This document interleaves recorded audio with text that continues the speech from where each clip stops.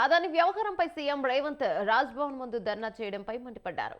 BJP నేత పొంగులేటి సుధాకర్ రెడ్డి స్వయంగా CM రోడ్డెక్కి నిరసనకు దిగితే శాంతి భద్రతలు ఎవరు కాపాడాలని ఆయన ప్రశ్నించారు. రాజకీయ ప్రయోజనాల కోసం రాజ్యాంగ ప్రతినిధిగా ఉన్న వాళ్లే రాజ్యాంగాన్ని ఉల్లంఘించడం కరెక్ట్ కాదన్నారు. నియమ నిబంధనలకు లోబడి ఎవరైనా నిరసనలు చేపట్టవచ్చని, కానీ చట్టాన్ని కాపాడవలసిన వారే చట్టాలను ఉల్లంఘిస్తే ఎలా అని పొంగులేటి సుధాకర్ రెడ్డి ప్రశ్నించారు.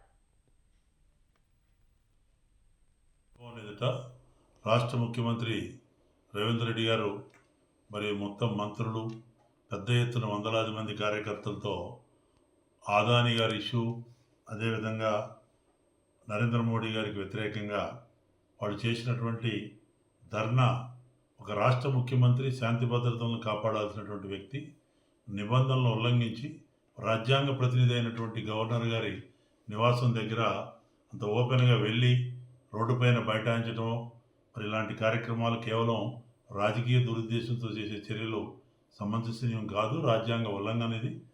పొద్దున్న లేస్తే రాహుల్ గాంధీ గారు వాళ్ళ నేతలందరూ కూడా కాన్స్టిట్యూషన్ బుక్ పట్టుకొని అంబేద్కర్ ఇచ్చిన కాన్స్టిట్యూషన్కి ఏదో భంగం కలుగుతుందని, వీళ్ళే కాన్స్టిట్యూషనల్ రైట్ని బ్రేక్ చేస్తూ రాజ్యాంగ ప్రతినిధిని మరి రాజ్భవన్ ముందు హై సెక్యూరిటీ జోన్లో